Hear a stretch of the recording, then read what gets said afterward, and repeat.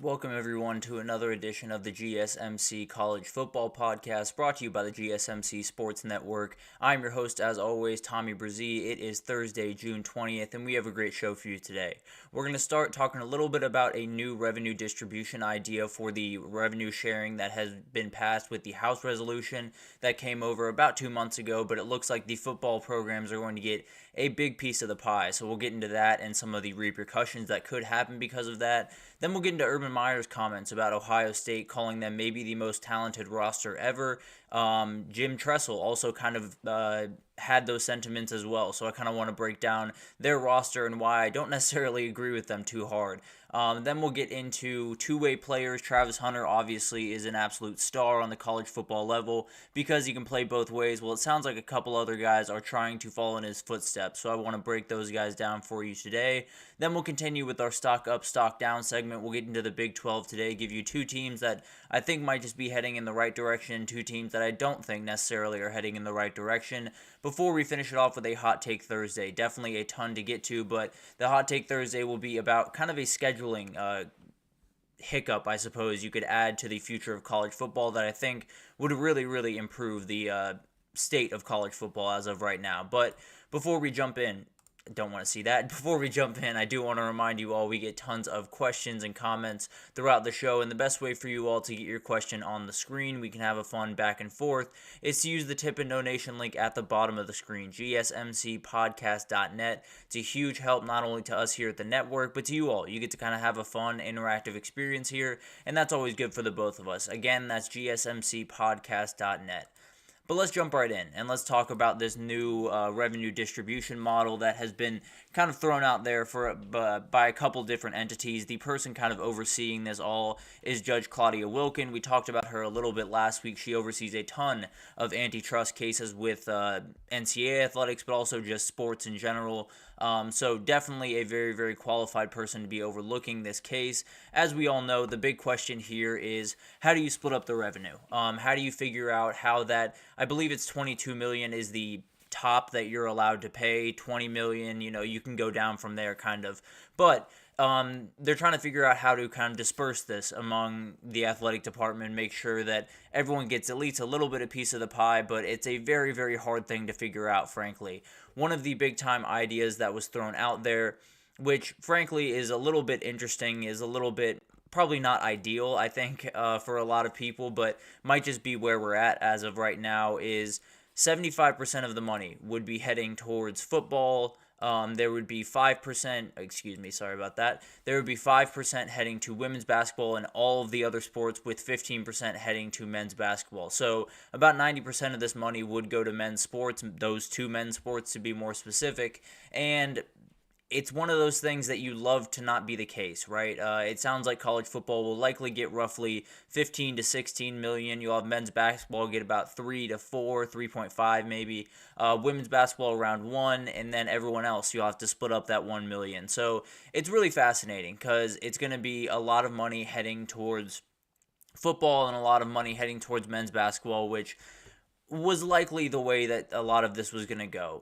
When you look at the way that the back pay is going to be paid to some of these athletes, the vast majority is to football and men's basketball players. So it's one of those things that it's kind of between a rock and a hard place. You want to use Title IX, and you want to be able to, for that to be able to apply to this, but the kind of harsh reality of all of this is you can't necessarily do that, because then there would be football players possibly down the road arguing we're not getting paid our fair share, which is a whole other antitrust lawsuit that they could get themselves into. So it would be in an ideal world, I'll put it this way. In an ideal world, I think I would split this 50-50. I think women's sports would get 50, men's sports would get 50, and then you would bridge the gap for men's sports through NIL, through collectives, whatever that looks like. But the reality is, it might just not be something that's just not possible. It might just be something that if they do it, you're opening yourself up to even more lawsuits and even more money going out the door and possibly even more financial troubles down the road. So it's one of those things that Title IX could apply, but it might not be in the best case scenario for everyone if it does. So it's a very, very interesting kind of thing to look at. And I think one of the big things here is obviously collectives will still be a thing. There will still be that, competitive advantage over other schools because you want to be able to spend a little bit more money where you need to and do some of the things that some other schools aren't willing to do, aren't able to do, whatever that looks like. So I believe collectives are still going to be a big time part of this conversation when it comes to NIL and even revenue sharing and all of that type of stuff, player payment. So that's not necessarily going away. I think it'll be really interesting to see how this kind of rolls out over the next little bit, because there will be some people that are upset about this because of Title IX, and I fully understand that. I mean, Title IX has been a very incredible thing for college sports and just college overall. It's been a really remarkable thing, not only for women but for men in college sports. But at the end of the day, if you can't do it without opening yourself up to even more problems in the future, I kind of understand where they're coming from. And the thing that I kind of want to zero in on here is there are a lot of athletic departments that are going to struggle to do this. Now, obviously, you can go below that $22 or $20 million moniker, so you can kind of spend as you see fit, but you're probably going to use that 75% to the football program, 15 to men's basketball, 5 to women's basketball, and then 5 split up among all the other sports like volleyball. So it'll be really interesting to kind of see what the numbers are for the different schools, but the reality is, whatever that number is across pretty much any school, it will definitely cause some problems for, competitive balance and things of that nature. But the reality is, for a lot of these athletic departments, there's something that they can put up. Now, it's not necessarily the same for everyone, and not everyone is going to be able to do the $22 million and have everyone make a ton of money and all of that type of thing. But all this is a little bit more money going in the way of college athletes, which is never a problem to me, frankly. I'll be totally honest. I don't necessarily love a lot of the different kind of mechanisms that are going on right now, but if all of this is above board and they're, making a little bit money for the work that they put in, I don't necessarily have an issue with that. Now, I think the issue does come in when you might have some people in the room that don't necessarily care too much about some of the smaller sports. They care more about turning a profit. They care more about, making as much money as they can off this athletic department. And that's one of the big reasons I'm worried about private equity is there's some people in the room that might just not fully understand what college sports is about and not fully understand that part of it is taking a loss to have all of these sports intact. And part of it is, saying we're not going to make money off volleyball, and that's just the way it is. But we have 25 or 20 athletes on that team that deserve a chance to play their sport at college. And that's what college sports is. So it'll be really interesting to kind of see how this unfolds, because at face value, no matter how you split this money, it doesn't necessarily hurt anyone, or at least from the athlete's perspective. It doesn't necessarily hurt them by any means. It just pushes money in their direction. The question then becomes, if you're pushing a lot of money in football's direction and maybe you're getting some people involved like private equity, what would be the kind of conversation that happens 5 years from now if one of the volleyball program or the swimming program or whatever sport you want to throw out there, what if that is not making the money that they want and they're not getting the return on investment they want, and that's just kind of the way of the world and they want to get rid of it? I think that's the biggest worry for me. I think as of right now, there's not really a big issue with the way that it's split. Although that football is getting the vast majority of the money, it's not necessarily a problem until, some people in decision-making areas make it a problem. And frankly, I'll be totally honest, I'm not overly confident that it won't become one in the future. But the reality is, if this is handled, above board, if this is handled responsibly, if people understand that this isn't about, just making a lot of money, and this isn't about finding an opening in college athletics to go make a quick buck. This is about, putting all of these college athletes in the best position to live out one of their dreams and do something that, you're going to take a loss on and you're probably not going to make too much money on, but you are going to do something good. And that's kind of the world of college athletics. You got to sometimes, take a little bit of a monetary loss to do what's right by these student athletes. And there's definitely a worry for me that this isn't going to work out the way that I want it to. It isn't going to work out where the people in that room have that, care, I suppose, have that desire to keep all of these smaller programs moving. So it's definitely a worry. There's no two ways about that. I think all of us are just a little bit worried going forward about what the future holds with this new idea and revenue sharing and also possible private equity getting involved. But at face value, neither of those things are necessarily bad things. They push more money into college athletics, hypothetically, get more money in the hands of swimmers and volleyball players and softball players. Maybe not as much as they would like, but more than they have right now.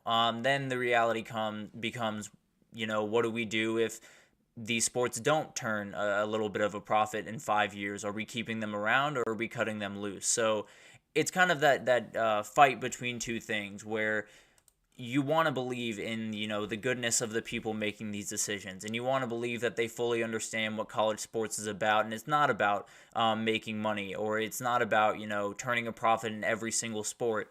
It's about just doing right by the athletes, and it'll be really interesting to see kind of what happens across the country. It is more important now than ever before to have people in the room that fully understand that this isn't just about money, and this isn't just about, finding the best, stock, essentially, in the college sports industry.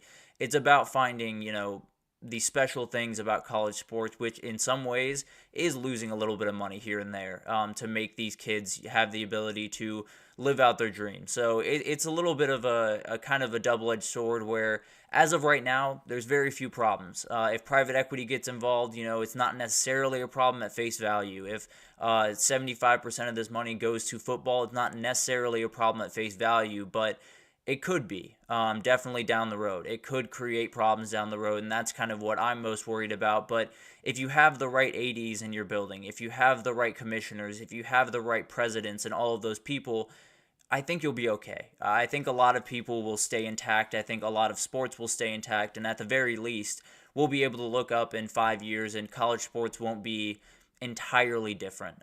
It'll be slightly different. I'm not going to lie to you there, but it won't be, sports just totally cut off and set adrift. So that's the ultimate goal. You obviously want all of these sports to continue on and be a big part of college sports going on, and that's going to take some decisions that are just kind of out of the kindness of their hearts of these athletic directors, presidents, commissioners, what have you. So it'll be fascinating to watch, but we're going to take our first break here. And when we come back, we're going to talk about Urban Meyer and Jim Tressel. They had some very intense comments about this Ohio State roster and how it might just be the most talented they've ever seen. So we'll break it down right after this, so stick with us. I feel like I'm losing my mind. Is everybody in the world blind?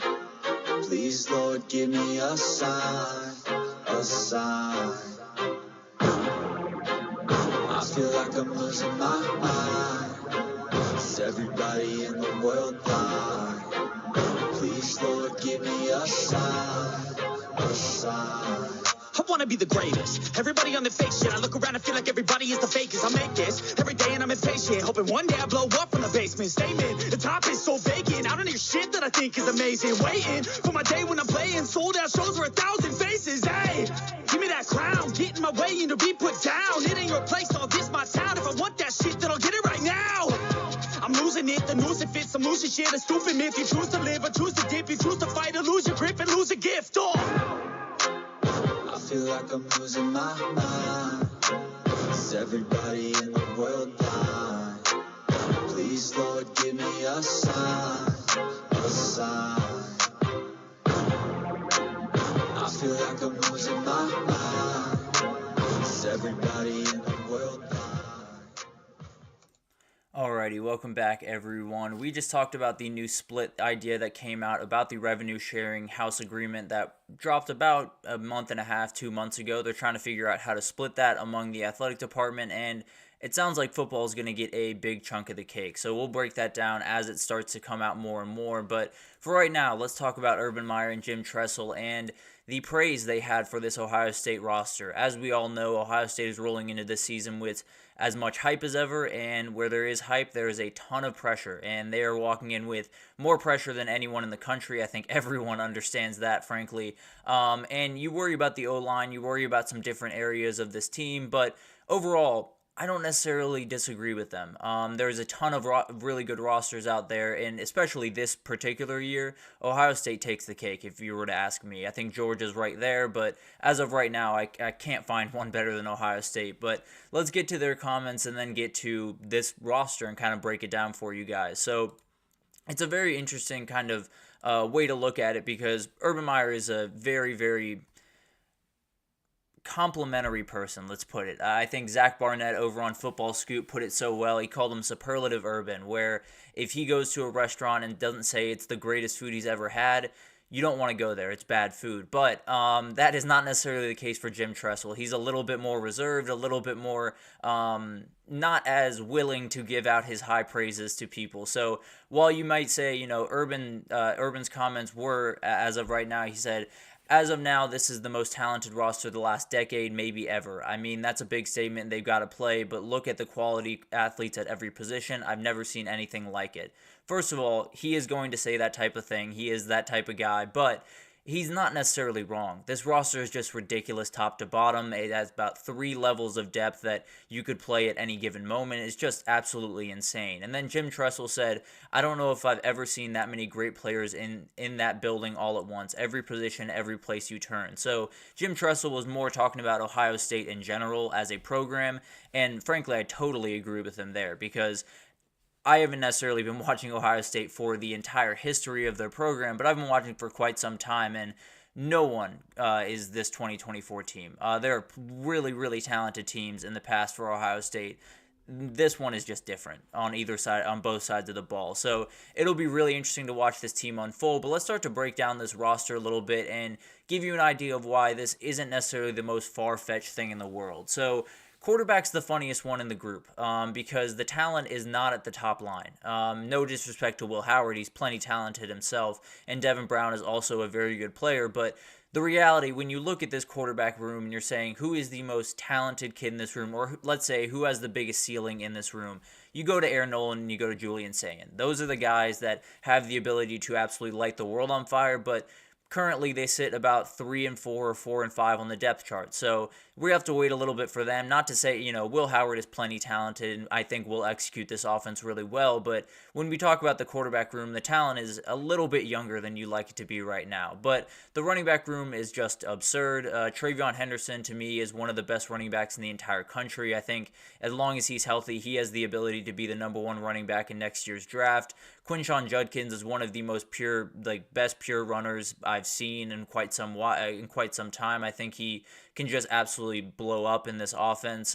They also have James Peoples, who came in as a freshman, very talented kid. And then we'll talk about another guy that might just be making his way onto the running back rotation in the next segment. But the wide receiver room is always going to be a fun one, and Emeka Egbuka leads the way, but Brendan Ennis, Carnell Tate, Jaden Ballard, Jeremiah Smith, it's just insane what these guys can do at the wide receiver position. Also, if you're watching for a kind of low-key guy to watch, Kojo Antwi, I think, is going to be just incredible this year. Very athletic kid, can do a ton of really good things.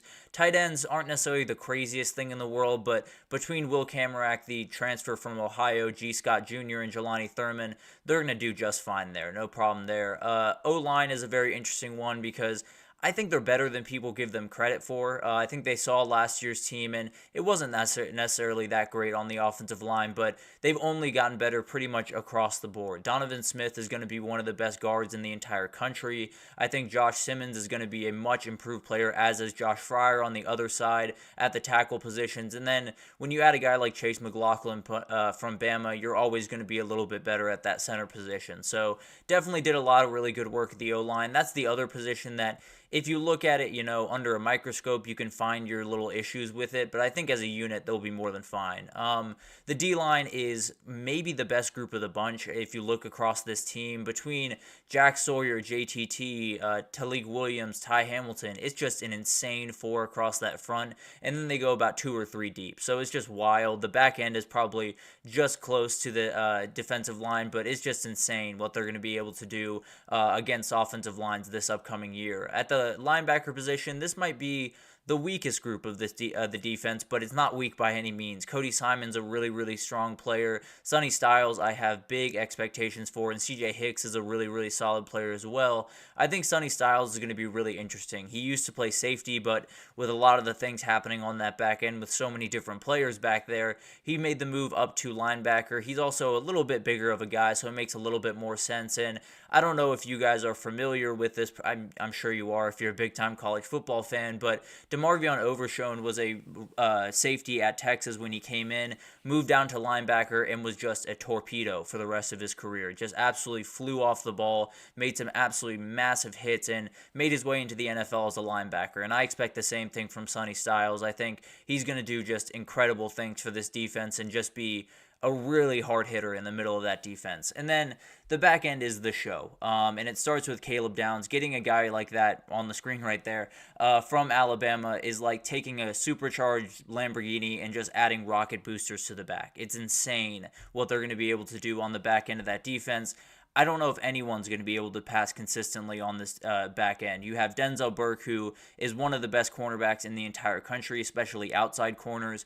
Davison Igbinosun, I've talked about a time and again, I think would be cornerback one on pretty much any other roster in the entire country. Jordan Hancock and Lathan Ransom are just really, really good players, and they're probably third and fourth on this team in that position group, which is just insane. And then you have Jeremiah Matthews Jr. and Lorenzo Styles Jr. coming off the bench in the corner position. So it's just absurd what they're going to be able to do. They're going to be able to rotate in probably 8 or 9 different guys in a 5-man rotation and still be able to be effective start to finish. It's going to be absolutely insane to watch this team, especially on the back end. It's wild what they have on this team. So when you look at this team, it's outright insane. From the top level talent like Emeka Egbuka, Travion Henderson, Quinshon Judkins, Caleb Downs, JTT, all of those guys, to the guys that I think are just going to be really, really incredible depth pieces like Davian Igbinosun, Sonny Styles. I think Seth McLaughlin's going to be huge for them this year.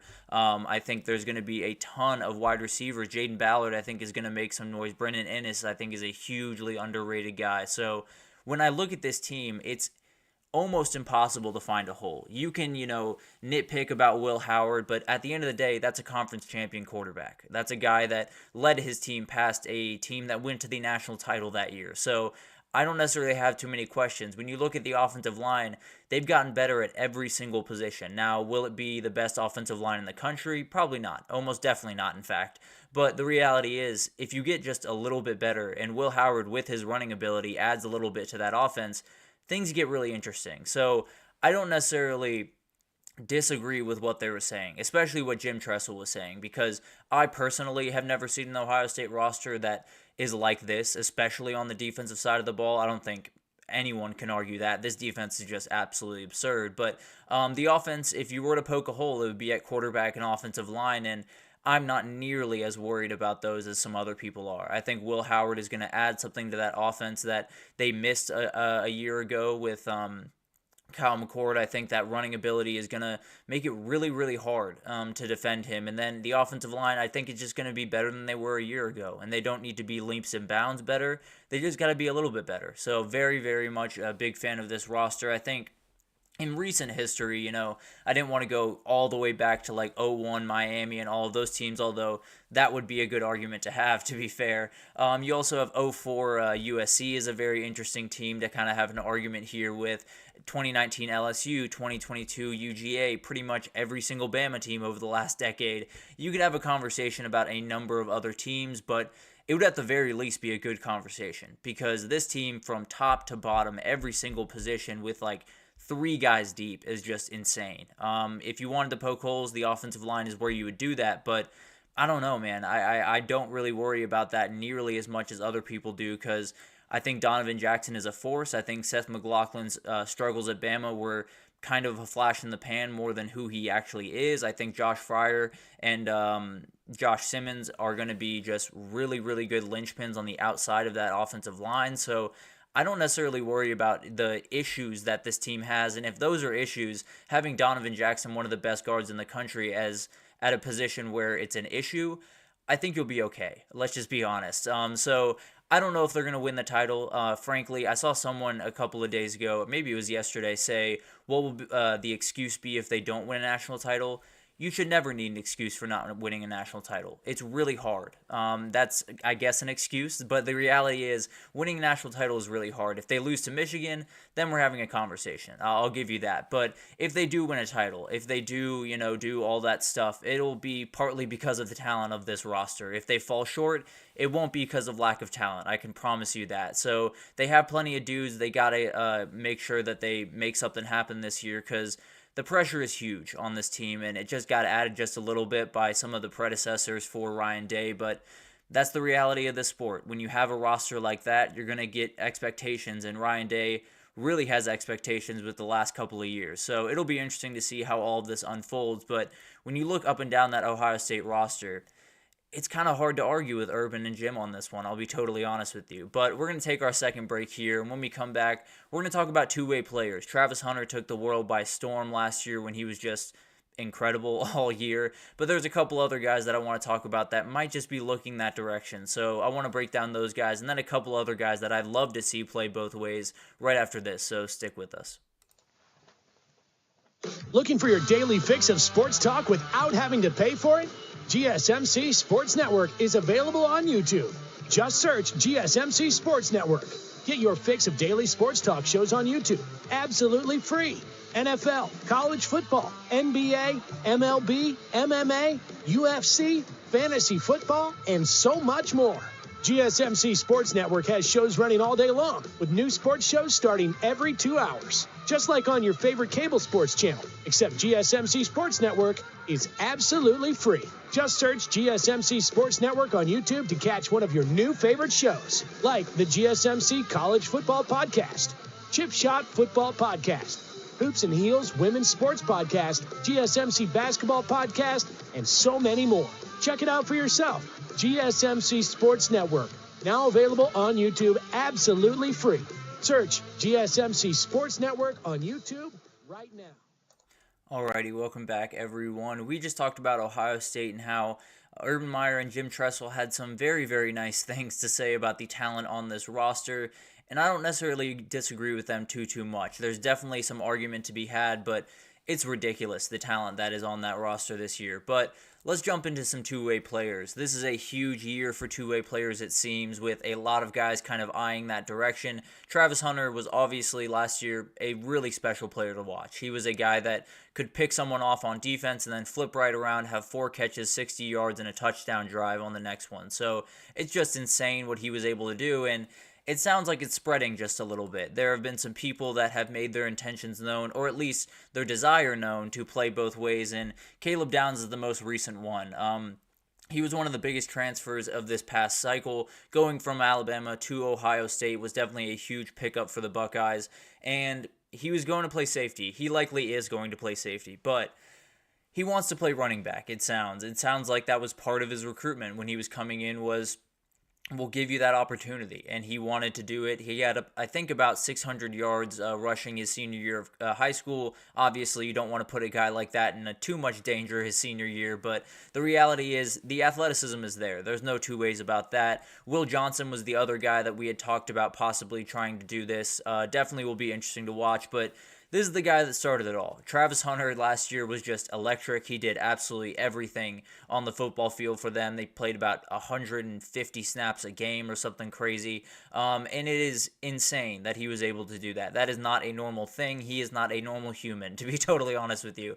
This guy is a different type of athlete, and even guys like Caleb Downs and Will Johnson, who are among the best athletes in the entire country, they're not Travis Hunter, I'll be totally honest. This guy is just different in every possible way. But let's get to Caleb Downs and talk about what his coaches had to say about it. Ryan Day did not rule out the idea of him possibly moving over to running back in 2024. He is participating in position meetings leading up to fall camp, so it'll be really interesting. Ryan Day said it was a part of recruiting him during that portal period where we'll give you that chance to possibly get on the field as a running back, and it's going to be really weird to watch that happen because this is something that's kind of been happening a little bit more, but we could just be seeing Caleb Downs getting a handoff from Will Howard at some point this year, and I, for one, am really conflicted about that idea. So I talked about it last week when we talked about Will Johnson, where I really like the idea of guys playing both ways. It's a very, very fun thing. It shows you who the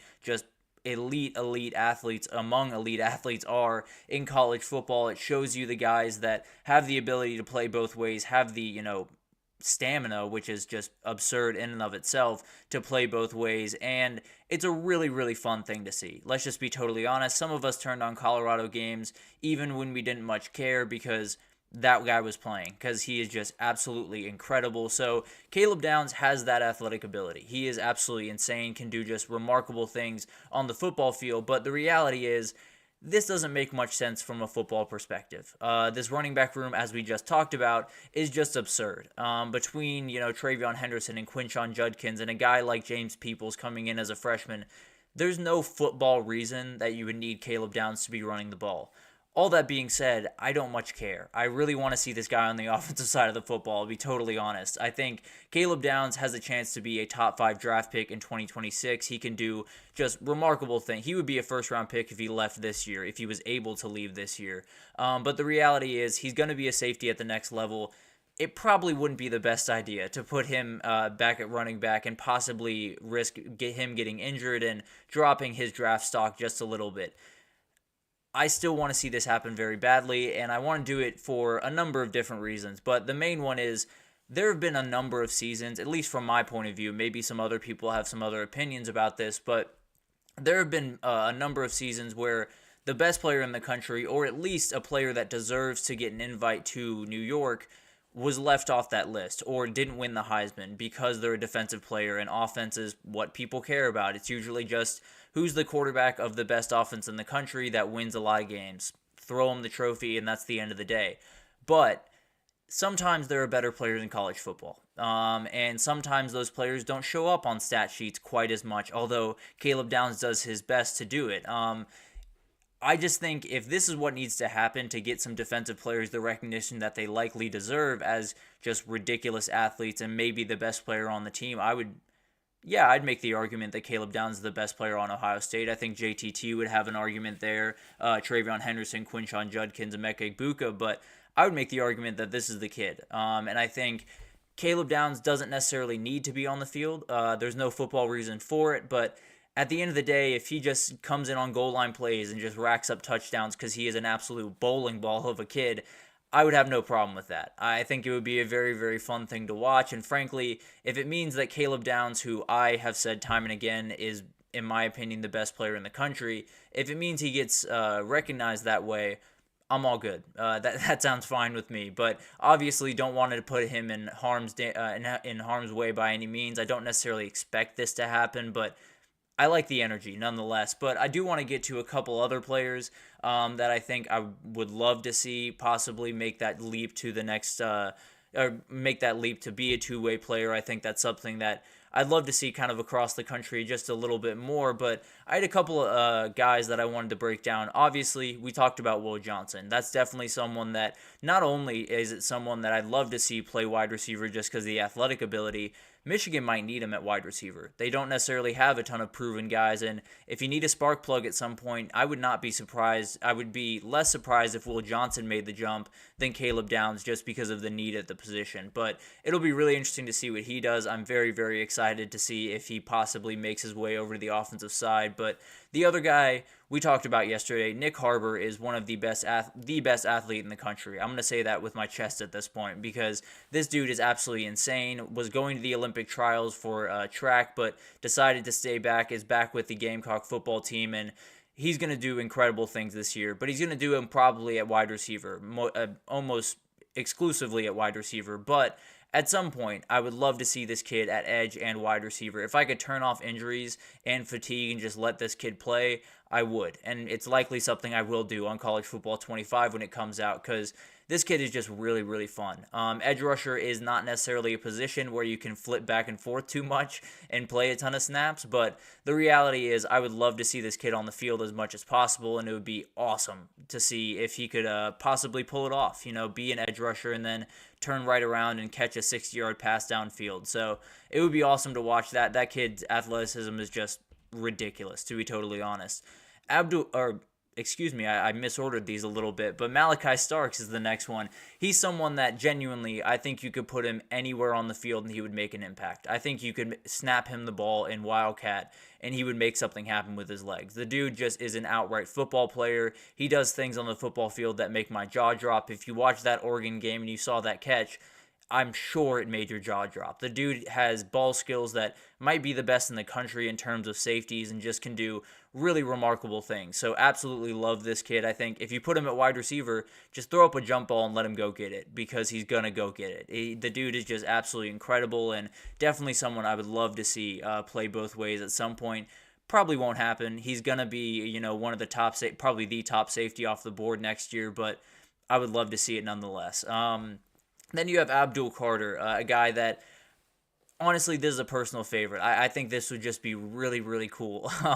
He's obviously not necessarily running back size. He is definitely bigger than that. And he is definitely not necessarily going to be a guy that you're going to put in just normally, but a goal line package with Abdul Carter would be something to watch. I'll just put it that way. Definitely something that I would love to see, and it would just be incredible because this dude's athleticism speaks for itself, but seeing him just absolutely pound the rock into the goal line would just be awesome to watch. I'll be totally honest with you. So that one's definitely not going to happen. I'll put my chest behind that one, but I would absolutely love to see it. And then the final one is also fan fiction, but Tyler Booker is one of the best athletes on the entire offensive line of really any offensive line across the entire country. This guy is just ridiculously athletic for an offensive guard and can absolutely move people. So flip him around, make him a nose tackle, and he'll move people. I can almost promise you that. The guy is absolutely incredible, elite athlete. I think he could play really any position across the offensive line and maybe across the defensive line too. The dude is absolutely insane, so would love to see it. It's not going to happen, I'll be totally honest with you, but Caleb Downs is one that is really interesting because he has the ability to be that two-way player. There's no two ways about that. He absolutely can be the guy that makes noise on the defensive side of the ball and then comes in periodically to play running back. I just don't see the necessary need for him to do that for Ohio State. I think Nick Harbor would be incredible to watch. Carter, Starks, and Tyler Booker, we're not going to see on the other side of the ball, just be totally honest with you guys, but that would be incredible nonetheless. I don't know if this is going to be the year of the two-way player, but I think this is kind of a sign of what's to come, sort of. I think there's going to be more and more players that are going to start pushing for this. They see what Travis Hunter is capable of doing and say, I'm capable of doing that. I want to do that. So I would not be surprised at all if people started pushing themselves a little bit more in that direction, and it'll be really interesting to see. So some of these players, I think, you likely won't see Caleb Downs on the offensive side of the ball too much. Maybe it's a package here and there. Maybe the same thing for Will Johnson. Travis Hunter's going to do his thing. I'm not worried about him. But I don't necessarily think there's, Travis Hunter type guys all over the place. I think there's incredible athletes, but Travis Hunter is a different type of athlete. So I would love to see it. I'll be totally honest. This is something that I very much wanted to see for quite some time in college football. So would love to see some of these guys make that leap. But in terms of actual what it makes in terms of football sense, I don't necessarily see it too much for any of the guys. But at the end of the day, I don't much care. I just want to see these guys on the football field. So would love to see that. Definitely would be an interesting thing to watch. But as of right now, we have the best two-way player that I've ever seen in Travis Hunter. So you got to love that. But we're going to take our third break here, and when we come back, we're going to get back to our stock up, stock down segment. We're going to get into the Big 12 today and break down two teams that I feel really good about going into the next 3 to 5 years, and then teams I feel not so good about when we're going into the next 3 to 5 years. So we'll break that down right after this, so stick with us.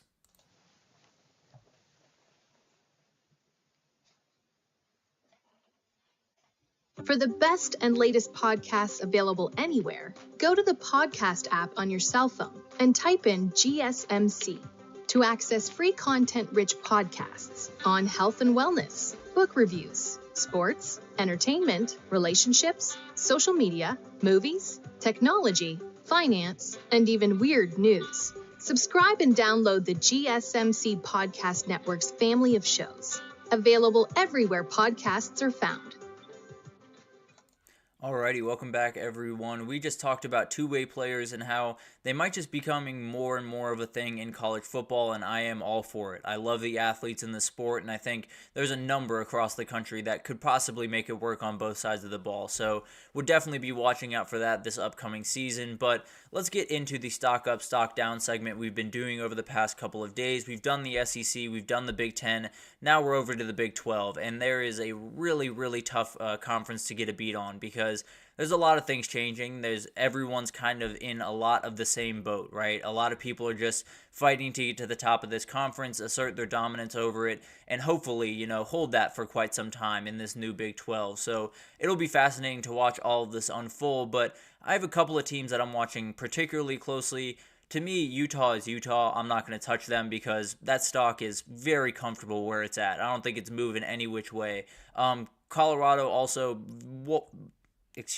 far too variable for me to even get remotely close to Colorado on this one. So we'll start to break down some other teams, but the team that stands out the most to me in this is Kansas is on the way up. I feel very confident in that, and I think Kansas, we've kind of conditioned ourselves into believing this is only a basketball school. They can only get out for basketball. That's not the case. I can almost promise you that. Lance Leipold has brought something to this program that just wasn't there before. There's an energy around this fan base. There's a care around this fan base for that football program that just wasn't there, and that tends to happen when you start to win games. But I do think it's going to be really, really incredible to watch this team kind of unfold. I think there have been players coming out of this program over the last couple of years that just used to not come out of Kansas. Austin Booker is probably the best example from this past year. Was drafted, I believe, in the second or third round to the Bears and was a very, very good player at Kansas. A fantastic edge rusher and someone that Lance Leipold has a lot to do with why he is in the NFL today. So I think they could be a huge portal destination with the head coaching with the head coach that they have there. I think they could be a really, really interesting place to watch going forward. Also, I think this fan base is crazy. I understand it's mostly basketball, and that's always going to be the case. It's like Georgia's always going to be a football school. There's certain places that Kentucky's always going to be a basketball school, no matter how much Mark Stoops wins. That's just the way of the world. But it doesn't mean this fan base won't get out for these games. It doesn't mean this fan base won't get excited and won't get loud, because when game day came there, I think a couple of years ago when they were 5-0, that town was crazy. You could feel it through the game day set. You could feel it through your TV, and it was really incredible to watch. And I think that's just the reality of college sports. Crazy fan bases are crazy fan bases, whether they're, cheering on basketball or football. So they just need to give them something to cheer about. And Lance Leipold has finally done that. So I think the talent level is really, really high in this team. I think they have the ability to compete with some teams that they just wouldn't 5 years ago. I think with that guy up right there, I think they have the ability to do really anything they put their mind to. He can absolutely win a Big 12 championship. He can absolutely get to the playoff, and he can absolutely go into someone else's building and win a game. There's no doubt in my mind. Also, well, if he wins the Big 12, he wouldn't have to do that. But even if he does have to do that, I think this is a guy that could totally just confuse a defense for an afternoon and steal a win for the Gamecocks. So I love this team in 2024, but also I just love Lance Leipold and what he's doing over there. He's building a program that not only is getting better year over year, but is sustainably getting better. He's not doing flash in the pans. He's not trying to get a ton of portal kids to just go all in one year. He's making sure that everything is built the right way and have a foundation where even if they do stumble one year, they can get right back up and have a great year the next one. So very much like the Gamecocks, I think they absolutely, Jayhawks, excuse me. I don't know why I felt like I said Gamecocks that entire thing. It's Jayhawks. I apologize to the Kansas fan base, but I really do like them. I think they're going to be really interesting going into this new era of the Big 12. The other team that I'm watching is Texas Tech. I think this has a ton to do with the head coach as well. Joey McGuire, I might be being, I might be gullible to the energy that he has when he walks in the locker room, but the reality is this guy has what Texas Tech needs, and it's unadulterated confidence. That program has an ability to do really, really incredible things. You look back in the Mike Leach era there, they did some really remarkable things. They were not only a team that you had to worry about in the Big 12, but they were a team that you had to worry about nationally. They were a top 10 team for a vast majority of the time that he was there, and it was just incredible to watch some of those teams play. So this program has that ability. They just need the right head guy in charge, and frankly, I think they have it in Joey McGuire. I think he definitely did have a tough year when there was a lot of momentum going into the last year, but I think this year is actually a much better team, much better situation for them to have that big-time year than last year was. I think when you look at this team, the recruiting is different. I'll be totally honest. They brought in the only 5-star in the entire class for the entirety of the Big 12 last year with Micah Hudson. So they're going to do things on the recruiting trail that some others just won't. They have the ability, they have the reach, they have the head coach that will fly overnight to one place and then overnight to another. He will be working literally 24/7, 365. The guy is not going to rest until he gets Texas Tech where he wants to be. And frankly, I think they just need a spark. They need a thing that kind of gets them galvanized, gets them going, and really puts a lot of energy behind this program. Frankly, I thought it was going to be when they beat Texas his first year. It didn't really end up being that. But there's plenty of other places to get that spark moment and kind of move this program into where you want it to be. So it'll be really interesting to watch. I think Texas Tech is one of those programs that they've been a little bit dormant for quite some time, where just not necessarily winning a ton of games, being an 8-win team, a 7-win team, sometimes a 9-win team, but never really cracking that top echelon. This is the time to do it. The talent level is really high. I think the Big 12 is absolutely wide open, and Texas Tech is one of the teams that absolutely can dominate the Big 12 going forward, and it could just happen this year and start this year and not end for quite some time. But I really like the Texas Tech Red Raiders as we go into the next kind of era of college football, and that's the reason why. I really love Joey McGuire. I think he has the right energy to get this program where it needs to be. But let's get to stock down, and I want to start with Baylor. Baylor is one of those that is kind of circumstantial, the way that we talked about the Big Ten and the SEC.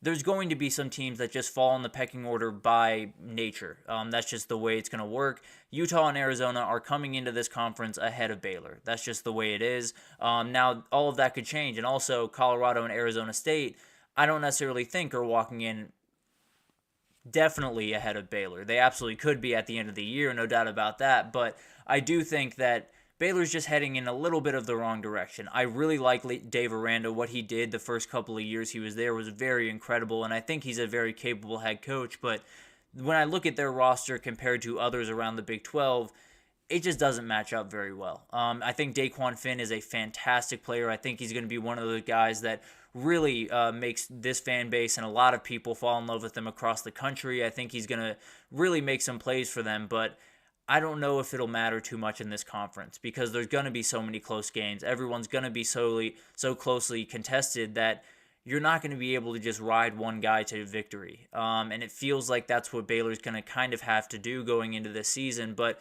at the end of the day, Dave Aranda is going to be able to put together a good defense. As long as he has a base level talent that is, higher than it was a year ago, frankly, I think they're going to be able to play good defense. So they could survive in this world and could be a dangerous team where they're going to beat you, 21-17, and you're going to hate your time every time you go to Waco. But I don't know. I don't feel great about where their talent level is at. I don't feel great about all of the people coming in that might just be slotted above them, and especially with a team like Colorado that might just, hit the jackpot at some point and shoot up towards the top of this conference.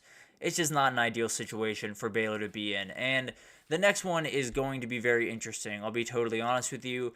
The TCU Horned Frogs, I don't feel great about. I know that just 2 years ago they were playing for a national title, and I know it sounds crazy for me to say that they are going to be continuing on downhill over the next couple of years, but my issue more lies with the way that they're building this roster. I love Sonny Dykes. I think he did something that I didn't even know was possible, frankly, in his first year at TCU. Did a ton of remarkable things, but since then, it's been a really rotating cast of characters, and a lot of people are doing that across the country. It's not to say that TCU is the only person doing that. It's not to say that TCU can't succeed doing that, but it is to say TCU isn't Ole Miss. They're not Oregon. They're not some of these other teams that are bringing in a lot of transfer portal guys, but they're bringing in the top line guys. They're bringing in guys that have started at other programs and have done really good things at other programs. TCU is bringing in guys that are really good players in their own right, but aren't necessarily at the level that they need them to be, are going to be a little bit further down the line in the pecking order of the recruiting in the transfer portal world. So I like TCU. I think they're a team that is a little bit dangerous at times, and I think especially with Sonny Dykes, where he's going to be able to score points the majority of the time, they have a chance to add some variability to this conference and be kind of an interesting team, but I think there's too many things stacked against them. It's not even just the Big 12. SMU is in the ACC, but they're going to give them a ton of trouble. SMU, I saw a stat a couple of days ago, and frankly, I'll probably bring it up tomorrow when we're talking about SMU in this segment, but they raised over $160 million last year, and it's because they moved to a power conference. That was all that SMU was waiting for. All of their alums were waiting with their pocketbooks ready, but they weren't giving it to an AAC team, but they were giving it to an ACC team. So it'll be really interesting to watch that unfold. I think between them, Texas A&M, Texas Tech, LSU, OU, all of those guys in Dallas are getting calls from all of those universities. TCU is just not going to be able to match up. I'll be totally honest. I would love for them to be able to match up, but for the vast majority of these kids, it's not going to be an easy thing for TCU to do. So I think they can be dangerous. I think they can play really good offense. I think Sonny Dykes has that ability to open up a team where, 2 years ago, we did not think that team was going to do what they did, and he was able to pull it off. So they have a path to being a player in this conference. I just think there's too many rungs of the ladder they have to climb to get there. So I'm a little bit worried about this team overall, but overall, this conference is the most interesting in the entire country. It could go any which way this upcoming year, but also the next 5 years could go any which way. We could have a team totally assert dominance. We could have a rotating cast of characters come in and out of this conference. So it'll be really interesting to see what happens. We could even have Utah not even be a part of this conference in a couple of years. So a lot of stuff will happen around this conference, but I absolutely love it. Josh Pate has called it America's Conference. I could not agree more. It's absolutely beautiful in every possible way. So love this conference, but let's move on to Hot Take Thursday. We're going to take our last break here, and when we come back, we're going to get into a hot take that I have about the scheduling of college football and how I think they might just be able to take a page out of college basketball's book to make this more interesting, more intriguing, and just add a fun little week to the college football schedule. So I'll break that down right after this, so stick with us.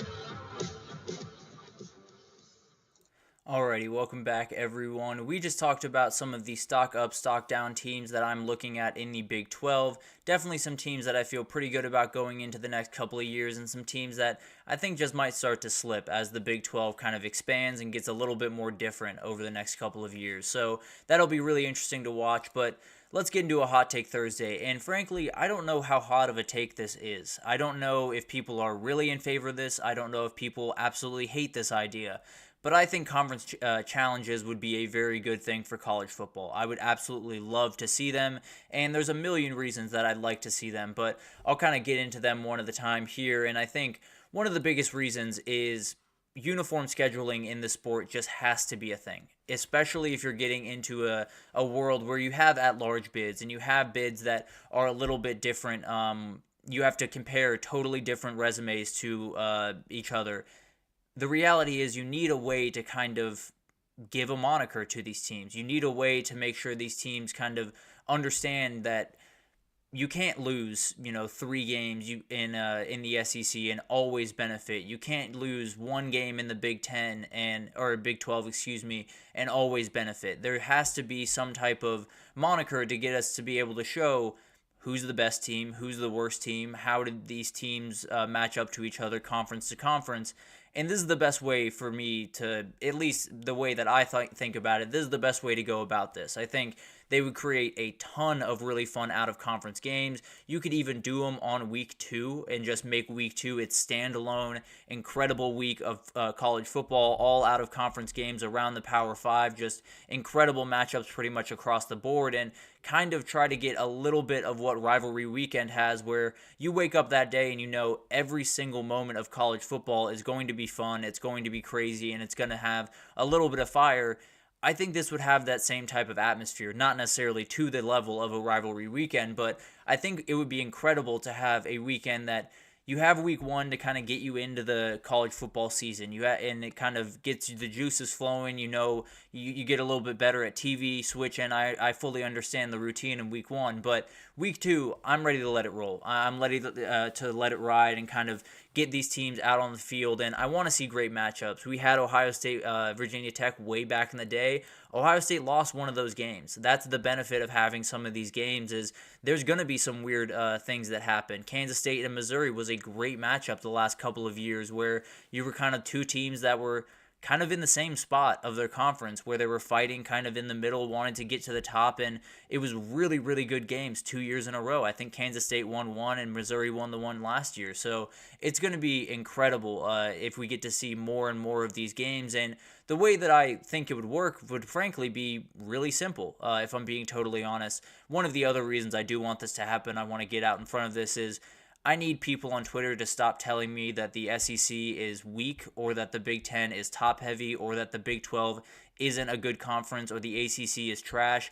I'm sick of that. I want to hear it on the football field. I want to figure this out on the football field, so random people on Twitter without a profile picture can stop telling me that the SEC is just top-heavy and isn't actually a good conference. But that's beside the point. That's a little rant that I wanted to go on real quick. But let's get into what this would look like. And it's pretty simple. It would look like the way it looks in college basketball, right? This would start hypothetically in 2025, let's just say, and you would have the SEC would play the ACC, and the Big 10 would play the Big 12, because frankly, I think there's more good ties in between those two. Rivalry games would not be included, so I don't want Georgia Tech and Georgia to be included in this. I don't want South Carolina Clemson included in this.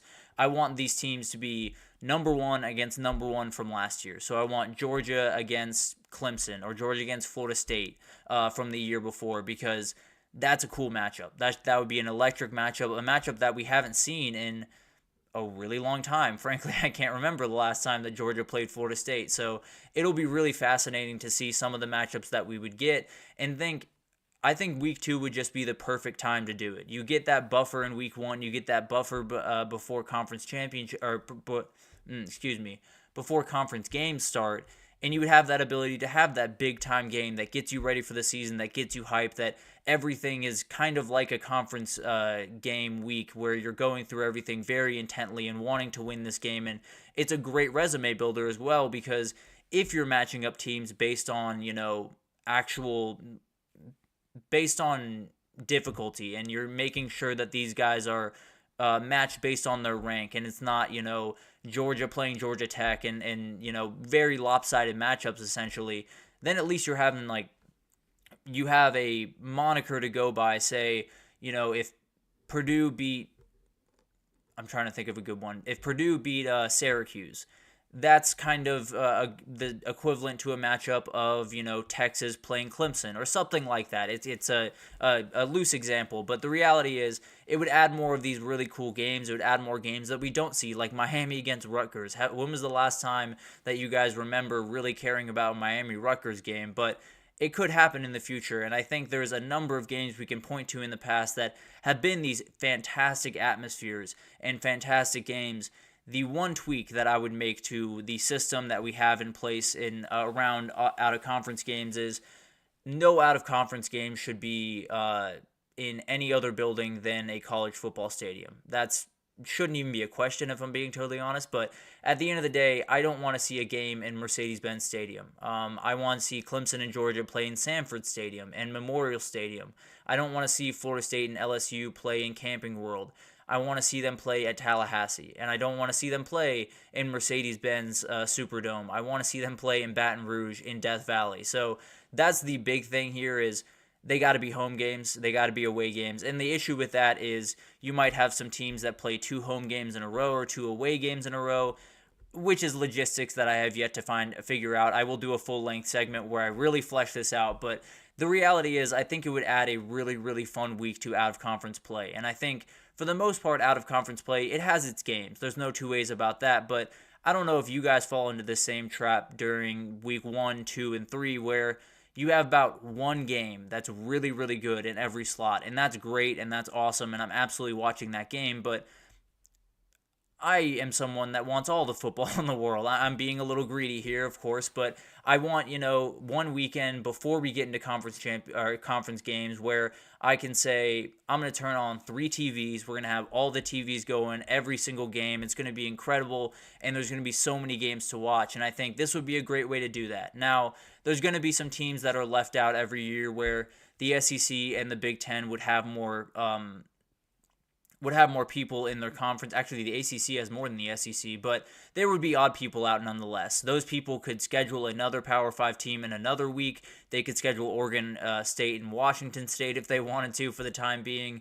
A number of different things could happen there to kind of even and balance the scales a little bit, but at the end of the day, this would just be a really, really fun way to go about college football where you don't know what the matchup is going to be. And that's the biggest thing here is I don't want to know what a game that's going to be played in 2037 is. I don't care. I don't want to know that UCLA is facing off against Syracuse in 2029.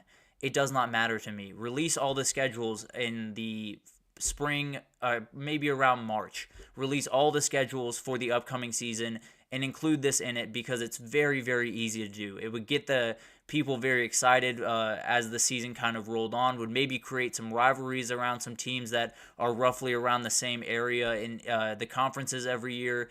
There would be juice around this weekend, and frankly, I just need a little bit more from my out-of-conference games. No disrespect to the out-of-conference games we have, because we have a lot of really good ones this year, but first of all, they're not happening in the right place, and I'm being a little bit greedy, but there's not enough of them. I want every single good game you can possibly give me. I think it would give us really fun new matchups to look at, fan bases that we might, kind of write off right now might be remarkable in some of these games. There might be some really incredible things that happen from these games, and maybe we have an upset or two here and there. So I just think this is an idea that, it helps uniform scheduling. It makes for some really fun games like UGA against Florida State, and then the next year UGA against Utah, or Ohio State against Kansas State, and then the next year they face Miami.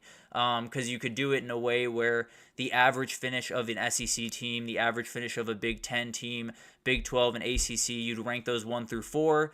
The 1 would play the 4, the 2 would play the 3, and then it would rotate every single year. Now, maybe you get the same matchups every single year, who knows, but I think there would be some variability between the top 2 and the bottom 2, and I think it would be a really, really fun thing to watch. So I think it would be incredible. I'll be totally honest. I understand how people might not be a huge fan of this, but more than anything in this entire argument is, 1, I want to figure out who's the best conference so people on Twitter can stop acting like they know who the best conference is. And then 2, I don't want to know games that are coming a decade in advance. I don't care about those games, and I want games that I turn on my TV in the middle of March, right before or a little bit before the season starts, and say, oh shoot, we're playing Florida State this upcoming year, or we're playing Kansas State this upcoming year, whatever it is. I think that's fun. I think that would be an incredible thing for college football and would add some majesty to that weekend. It would make an entire other weekend other than rivalry weekend. It would have its own moniker. It would be cross-conference weekend. It would be two battles. It would just be incredible. I'm fully on board for this, and I understand if people aren't. I understand if people are a little bit hesitant to this with, the tradition and all of that for college football, but I think it's just a step in the right direction in a number of different categories, whether it's uniform scheduling or just getting better games on out-of-conference games and just getting more around the early parts of the college football season. So big fan of that. I think it would be a very, very cool thing to see. But at the end of the day, we'll see what happens. I don't necessarily know if this idea has been kicked. It's probably been kicked around a time or two, but it sounds like it's not necessarily gaining too much traction. But if I have anything to say about it, this will be a part of the future of college football. But that'll do it for this edition of the GSMC College Football Podcast, brought to you by the GSMC Sports Network. Your support means a lot to us, so please remember to subscribe to the show, leave a positive review. It does make a huge difference for us. Also, follow us on Facebook, Twitter, TikTok, Instagram, all of the social pages for all of the content and updates you could possibly need. We just have incredible people doing really, really good work across every single sport you could possibly want. So anything in the world of sports, come on over to GSMC and we have you totally covered. But thank you once again for listening, and I will see you guys tomorrow. Mm-hmm. Mm-hmm.